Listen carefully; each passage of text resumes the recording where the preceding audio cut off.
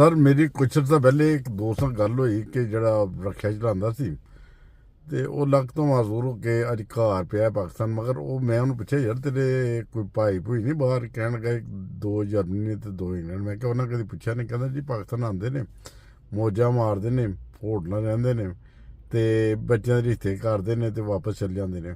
ਮੈਂ ਕਿਹਾ ਤੈਨੂੰ ਮਿਲਣ ਆਏ ਹੁਣ? ਕਹਿੰਦਾ ਨਹੀਂ। ਕਹਿੰਦਾ ਯਾਰ ਖੂਨ ਸਫੇਦ ਹੋ ਗਿਆ ਉਹਨਾਂ ਦਾ। ਮੈਂ ਕਹਿੰਦਾ ਖੂਨ ਸਫੇਦ ਨਹੀਂ ਹੁੰਦਾ ਵਾ, ਖੂਨ ਸਰ ਸੁਰਖ ਹੀ ਰਹਿੰਦਾ ਜੇ। ਮਗਰ ਜਿਹੜੇ ਨਾ ਰੱਬ ਵੱਲੋਂ ਕੋਈ ਰਿਸ਼ਤੇ ਲੱਭਦੇ ਨੇ ਦਫਨਾਉਣ ਵਾਲੇ ਤੇ ਕੁਛ ਹੁੰਦੇ ਨੇ ਨਿਭਾਉਣ ਵਾਲੇ। ਤੈਨੂੰ ਦਰਅਸਲ ਲੱਭੇ ਨੇ ਦਫਨਾਉਣ ਵਾਲੇ ਤੇ ਉਹ ਉਦਣ ਯਾਦ ਨੇ ਰਿਸ਼ਤੇ ਜਿੱਦਣ ਤੂੰ ਮਰੇਗਾ ਨਾ। ਤੇ ਉਹਨਾਂ ਸਟੇਟਸ ਦੇ ਉੱਤੇ ਸਾਹਮਣੇ ਪਹਿਲੇ ਤਸਵੀਰ ਵੀ ਤੇਰੀ ਲੱਗੀ ਹੋਏਗੀ। ਉਸ ਦਿਨ ਫੂੜੀ ਦੇ ਜਿਹੜੇ ਲੋਕੀ ਆਉਂਦੇ ਨੇ ਉਹਨਾਂ ਨੂੰ ਰੋਟੀ ਖਵਾਉਣਗੇ ਤੇ ਉਹ ਉਹਨਾਂ ਨੂੰ ਪਤਾ ਕਿ ਉਹ ਦਿਨ ਰੋਟੀ ਖਵਾਈ ਤੇ ਸਵਾਬ ਹੈ। ਅੱਜ ਉਹਦੇ ਮੂੰਹ 'ਚ ਲੁਕਮਾ ਵੀ ਨਹੀਂ ਪਾਉਂਦੇ, ਬਲਕਿ ਉਹਨਾਂ ਨੂੰ ਸਲਾਮ ਵੀ ਨਹੀਂ ਲੈਂਦੇ। ਉੱਥੇ ਪਾਕਿਸਤਾਨ ਜਾਂਦੇ ਨੇ ਸਰ, ਉਧਰ ਪਲਟ ਕੇ ਨਹੀਂ ਦੇਖਦੇ। ਉਹ ਬਿਮਾਰ ਆਦਮੀ ਜੇ, ਮਾਜ਼ੂਰ ਆਦਮੀ ਹੈ, ਉਹਦਾ ਕਮਰ ਤੋਂ ਰਹਿ ਗਿਆ, ਉਹਦੀ ਬੀਵੀ ਕੰਮ ਕਰਦੀ ਹੈ, ਕਦੀ ਉਹਨੂੰ ਪੁੱਛਿਆ ਨਹੀਂ।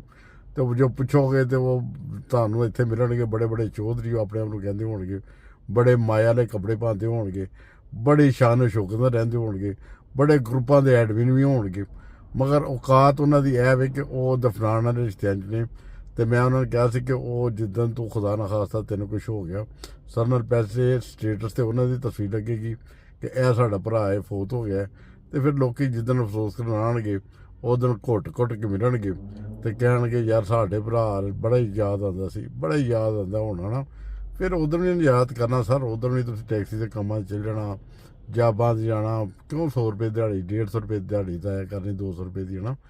ਤੇ ਜਿਹਦੇ ਜਾ ਕੇ ਜਦੋਂ ਭੈਣਾਂ ਭਾਈਆਂ ਨਹੀਂ ਪੁੱਛਦੇ ਤੇ ਸਰ ਮਰਿਆਂ ਨੂੰ ਪੁੱਛਣ ਦੀ ਵੀ ਲੋੜ ਨਹੀਂ ਹੁੰਦੀ। ਉਸ ਦਿਨ ਤੁਹਾਡੇ ਕੋਲ ਇੱਕ ਬਹਾਨਾ ਹੁੰਦਾ ਹੈ, ਉਹ ਤਾਂ ਸੁਣ ਹੀ ਨਹੀਂ ਸਕਦਾ, ਬੋਲ ਨਹੀਂ ਸਕਦਾ, ਕੋਈ ਗੱਲ ਨਹੀਂ ਕਰ ਸਕਦਾ। ਉਹ ਦਿਨ ਮੌਜਾਂ ਮਾਰੋ, ਉਹ ਦਫਨਾਉਣ ਵਾਲੇ ਰਿਸ਼ਤੇ ਉਹ ਮਿੱਟੀ ਮਿੱਟੀ ਕਬਰ ਦੀ ਪਾਉਂਦੇ ਨੇ ਯਾਰ, ਫੜ ਫੜ ਕੇ ਭੈਣ ਭਰਾ। ਉਹ ਰਿਸ਼ਤੇਦਾਰ ਉਹ ਕਹਿੰਦੇ ਆ ਸਵਾਬ ਦਾ ਕਿ ਮੁੱਠ ਮਿੱਟੀ ਦੀ ਪਾਓ। ਉਹ ਜਿਉਂਦੇ ਤੇ ਮਿੱਟੀ ਦੀ ਮੁੱਠ ਪਾਈਏ ਤੇ ਮਰੇ ਹੋਏ ਤੇ ਵੀ ਪਾਣ ਦਿਓ ਯਾਰ, ਮਰੇ ਹੋਏ ਤੇ ਵੀ ਤੁਸੀਂ ਯਾਰ ਨਾ ਮਿੱਟੀ ਨਾ ਪਾਓ। ਤੁਸੀਂ ਅੱਲਾਹ ਤਾਲਾ ਦਾ ਕੋਈ ਰਹਿਮ ਮੰਗੋ, ਫਜ਼ਲ ਮੰਗੋ। ਅੱਲਾਹ ਨੇ ਅਸ਼ਰਫੁਲ ਮਖਲੂਕਾਤ ਬਣਾਇਆ ਸੀ, ਕਿੱਥੇ ਫੇਰਦੇ ਪਿਆ ਸਰ।